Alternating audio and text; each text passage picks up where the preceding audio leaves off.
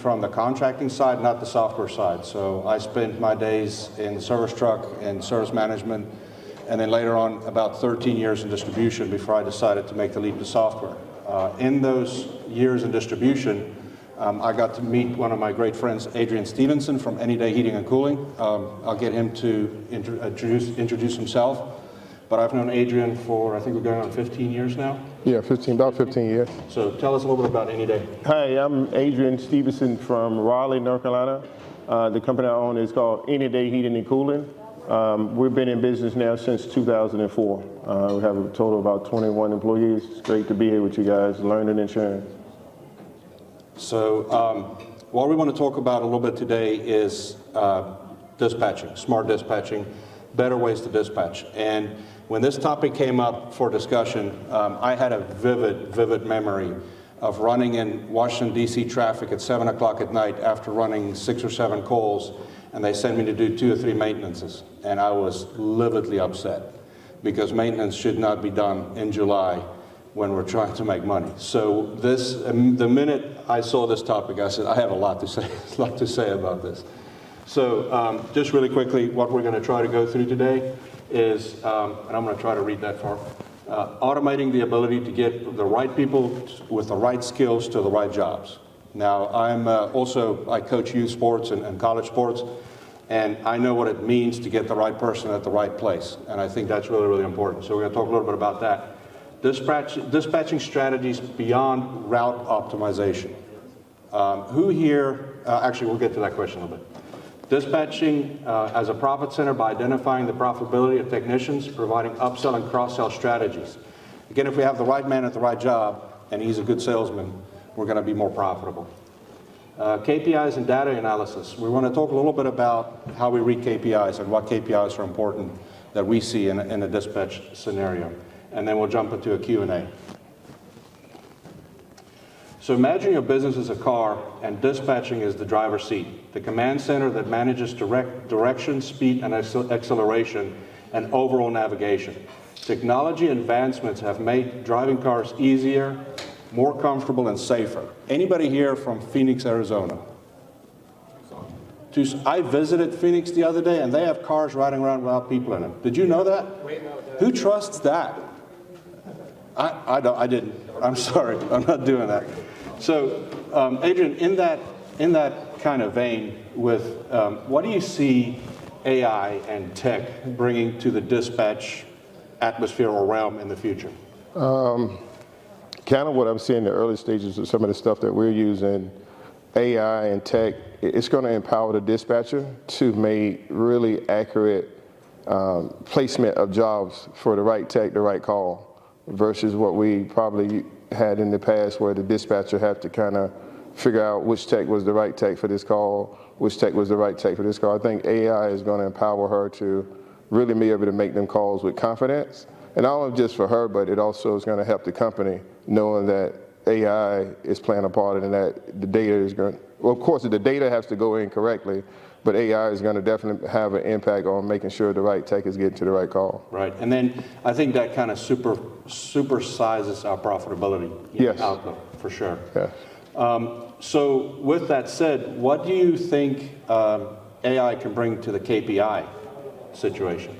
I think AI will bring to the KPI situation, bring more accurate data. We're going to be less human interaction or keying, and so I think AI will be able to generate data more so in real time to empower the dispatcher and also manager to make key decisions during the day. I think one thing I already see in software is if a lot of us that has been in the industry for a long time that had to make decisions sometimes on a daily, bi-weekly basis, but I think now with the way that we're bringing information into the software, those decisions can almost be made hourly. And yes. I think that is that helps really kind of push all of it in the right direction. Yeah, tremendously. All right, quick question here. We have basically identified three forms of dispatching. Basic dispatching for location, or dispatching for profit. Anybody here just dispatching as a call comes in, send out a tech? Does anybody do that? Anybody dispatch for location, by location? Some, right? And then dispatching for profit. Anybody playing in that that sandbox? Kind of? All right, good. So we'll lay that out. Adrian, what do you guys do? Dispatch for profit. Profit. Yes. So talk a little bit about that. I mean, one of our core values is creating a win for all. So the customer must win, the technician must win, the company must win. And so with dispatching for profit, we want to make sure that when a customer called in, we are sending the right tech for that particular call. For example, if we have a technician that's about 3 years in the industry versus a technician that's been in the industry for 5-10 years, if it's an over 10 call come in, we're going to give it to the most experienced. We're going to give it to, based on the KPIs, who's been turning the call over. Now, it may mean that this technician may have to ride 30 minutes, but we know he's the right tech for the call. Even if the other tech is probably 5 minutes from the location, we're going to send the most experienced tech to that call. And just to clarify, we're in Raleigh, North Carolina, and I think 2 of our counties were listed as the quickest or fastest growing counties in the United States. And we have, I think, on average, 64 families a day moving to North Carolina. So we have traffic. We have traffic concerns. We have been under road construction for about 25 years. We stay under road construction. It never ends. Actually, I want to get in on that profit and loss statement and see what that looks like. So talk a little bit about your philosophy around maintenance agreements and how it kind of relates to dispatching. Maintenance agreements is the cornerstone of any residential service business. You have to have maintenance agreements. I mean, that's your clients that you can depend on, for different times of the season, or people that you can depend on for replacements, for helping you grow your technicians, for having maintenance tech department. I would say, again, to grow a residential service business, you have to have maintenance agreements. I agree. Now, if we are looking at our maintenance agreements and our service calls we're running every day, talk a little bit about what KPIs you're looking for. What are you looking for within your makeup to kind of see if you're doing well? One of the main KPIs we look for every day is what we call the 33%. We're looking at all the calls that we have. Do we have 33% of them calls as opportunity calls? So right now we are running the most of our calls on maintenance. And so using the software, we tag certain accounts. We tag all of our equipment accounts to determine if they're over 10 or under 10. And so we dispatch for profit even when we're doing maintenance visits. And I think that's sidelining from the dispatching piece just a little bit, the 10-year and over or 12-year and over systems within your maintenance agreement atmosphere. Talk a little bit about what you see AI picking out of those customer lists for you. Do you actually think we're going to get to a point where we have a computer program that sounds really human, that can make those calls for you and get those people reminders on maintenance agreements? Do you think that we're going to go there? I think that AI will be able to do that, but not only will AI be able to do that, I think AI will be able to go to them accounts and attach certain dollar values to them based on the repair history, so you'll be empowered with more information when you're running them type of calls. That's very cool. I think that's where we're headed. All right, some quick KPI things that actually we track through software. Conversion ratios, those are pretty important. Yes. We want to know if we're sending a guy out to a job that he's not just changing capacitors on a 12 unit, right? Yes. Tech qualified leads. So do you guys have a sales guy, or do your technicians sell? No, we have dedicated what we call project managers. And so typically what happens, the technician will do his assessment. If the call is turned over to what we call tech generated lead, we dispatch a project manager out. Okay, very cool. So that's a KPI we're definitely wanting to track. And then closing ratios on those, right? And do you track closing ratios just on equipment sales, or do you also track it on repairs? We track it on maintenance calls, whether it's for IEQ, we track it on demand calls. We definitely track like maintenance agreements. If we're running the promos, like our main goal is to turn that customer into a client. Okay.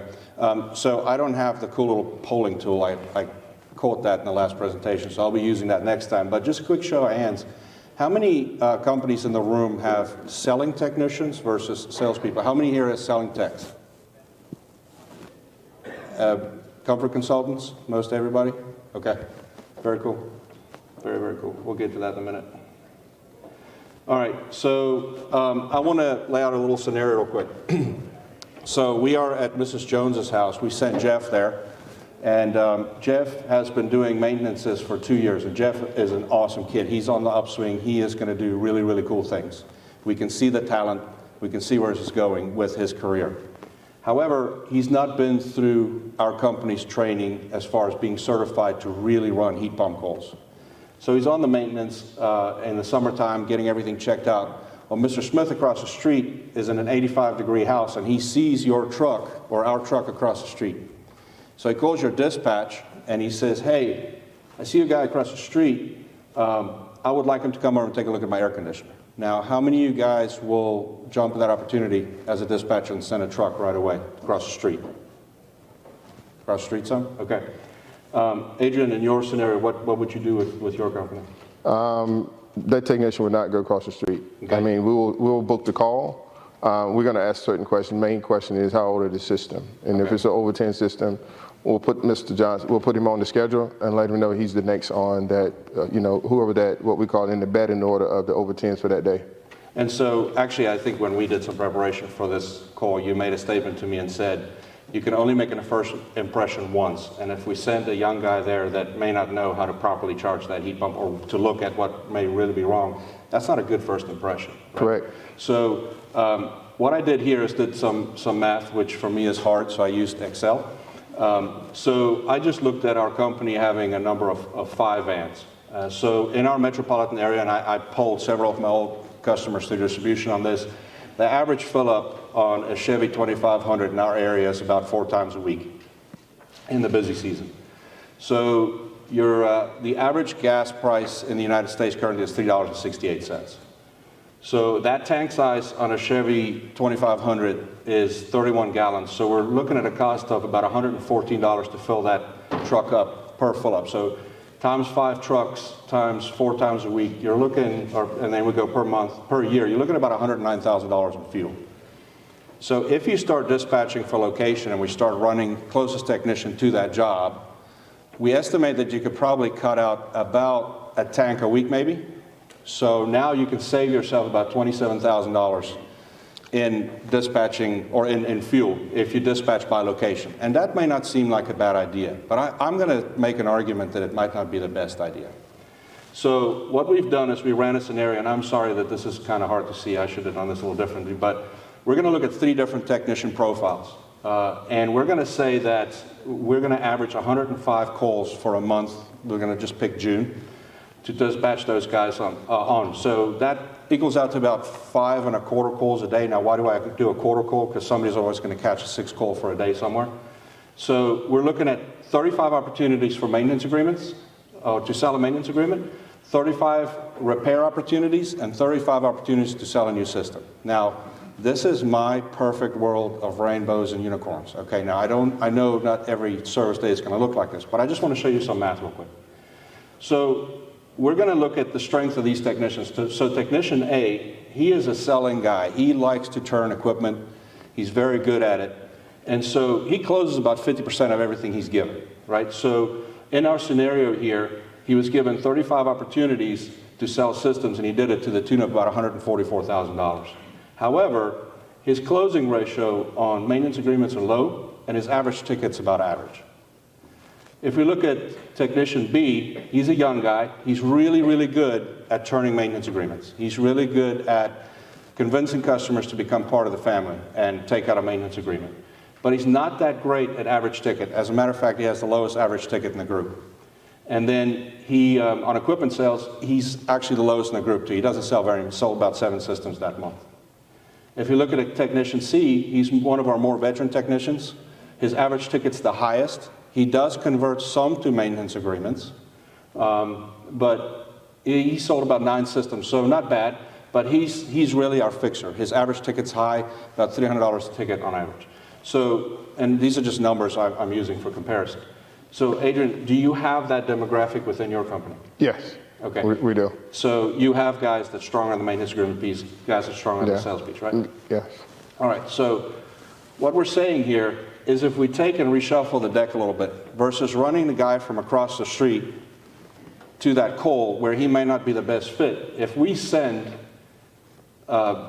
technician A to 35 opportunities that is 12-year older systems that he has an opportunity to close. Now, if you send him to 105 and his closing percentage is 50% on those, he's going to pretty much double his revenue in system sales because you're giving him more opportunity to go there. If we're looking at technician B that is actually better at maintenance agreements, and you empower him to go to jobs that, you know, the equipment might not be that old, but it's not a maintenance agreement customer, and we send him there, there's probably no repair in it, then he's going to really revolutionize your customer base. He's going to bring more customers into the fold. And then technician C, that is your repair guy, if you know that there's systems that's 8, 9 years old, maybe not needing to be replaced yet, maybe it's not a warranty call, but you need to drive that average ticket, and we give him the predominant number of those repair calls, we're going to argue that you're going to see about $2 million worth of revenue extra per year. Excuse me. And that's just by supersizing your workforce, finding out what you guys are really good at. Now, I am very much a fan of taking each one of your technicians, sitting him down, finding out what he's strong at, and build a profile for that technician so that you kind of know, and then sharing that with your dispatchers. Find out if your software can support that, and then seeing that you send the right tech to the right job. Now, I'll tell you, I'll take that $27,000 in gas you saved by dispatching for location, and I'll actually, I'll take that hit if I can bring that much more revenue in. Has anybody that dispatching for profit see this? If they see it in your company? Any arguments against this? We're open here. It's open discussion. Adrian, talk a little bit about what you do in the Raleigh area when it comes to this type of dispatching. I mean, again, one of the main things we do each week is we create like a batting order. It's communicated throughout the team. Who's, you know, it's just like playing a sport. Who's 1, who's 2, who's 3, based on their lead turnover, demand conversion on demand calls. And even in our maintenance department, what we find in using this tool, that these younger guys that's coming in our maintenance department, they've, you know, over time, they become the best at maintenance calls. The guys that's been doing it 5, 8 years, they don't really want to go to the maintenance calls. And so these newer guys, when we look at all the data, they have a higher closure rate on maintenance calls because that's the calls that they see every day. That's the call that they run, you know, all the year. So they're really, you know, it takes them about 6 to 12 months to get comfortable in the maintenance department. But we see that they have a higher average ticket and a higher closure rate in our maintenance department.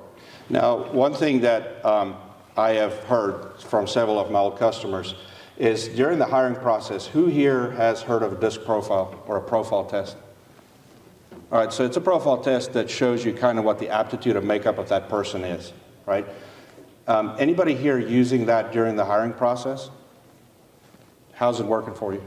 I think it's going pretty well so far. It's only been about 6 months, but Have you found out that you have more guys that you're putting in the right position right off the bat? I would say yes, and it's easier to communicate with them as well. Better management skill, yep. Yeah. So if we use that DISC profile test in the hiring process, we'll find out very quickly who has a higher aptitude towards sales. So you know if you have a position open within your maintenance department, I don't know how you run your maintenances, but if it's a guy that needs to sell a lot of IQ, that might be somebody I'm looking at, or a guy that can sell systems, right? If he's a fixer, if he's a guy that likes detail work, that might be a guy I hire more for my repair department. But I think we can all agree that we need all these different profiles within a service department to make it complete. Wouldn't you agree with that? Yes, I agree with that. Yeah.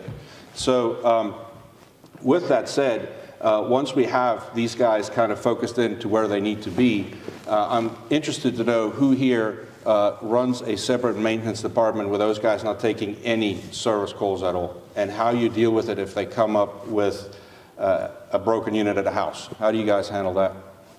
Anybody? Quiet group today. How do you do that? Well, I mean, when we have maintenance calls and the maintenance technicians, they are in constant communication with the senior techs, the more senior techs. And if they run into a problem that they can't complete with a senior tech, maybe through FaceTime, we'll pull them off that call and rebook the call to a senior tech. Okay. Yeah, that's what we do. And so have you gotten any pushback from the customers on that? No, we fully explained it to the customer, and customers really appreciate the transparency and letting them know, hey, we're going to get, you know, we came out today for a regular routine maintenance visit, but we noticed some things that this technician, his skill set is not able to resolve for you. So what we're going to do is rebook the call, but we'll get a senior tech out there. That'll be a senior tech next call. We don't delay it to tomorrow or late this afternoon. It moves right up to the next call to be available. Okay. So this transitions me a little bit into the last thing I want to talk about. The skill set that you hire for within your dispatch department, your CSRs, what do you look for? Well, we look for someone that's, we kind of look at mindset. Are they adaptable? Are they open-minded and flexible with trying different new things? Or are they, kind of set in their ways? That's really what we look for during the interview process. Okay, and so then it's easy for you to kind of explain how we dispatch. It's not we're running the closest guy to the job. We're going to really find that profile to send the right guy to where he needs to be. Yeah, in the interview process, we ask some questions, along with some of the questions you asked today, like if in this scenario, what were you doing? When they say, well, I was just sending a guy, that's across the street. And, that's not a right or wrong answer because, they're interviewing for a dispatch position. That might be the way they've done it at the last company. And then we explain how we do it, and we watch them interact when we explain it, and then we say, well, now that we have explained it, dispatch for profit, they get the light bulb go off, and they say, hey, I really understand that. That's different, and I understand it. Very cool. So I told you guys we didn't have a ton of slides, so. Good afternoon, everybody. I just got home, and I just wanted to make a quick video and put it at the end of this great presentation that we had at ACCA. We unfortunately had to stop it quite abruptly. There was a medical emergency in the room, and so the Q&A got kind of cut short, but it was still a great presentation. Thank you very much to ACCA for allowing us some time to speak on stage. Thank you very much to Adrian Stephenson, a really good friend. Thank you for traveling out there with me for 2 days, taking time away from your business. I know that that's always hard to ask for a contractor, but thank you for going out there with me. We learned so much while we were out there, had a great time on stage, sharing the information that we have about smart dispatching. So if you have any more questions about that, or you'd like to reach out, please feel free. We would love to share more of this information with you. If you're looking for a software ERP that can help you with smart dispatching, also contact us and ask us for a demo. Thank you so much, and thank you for watching.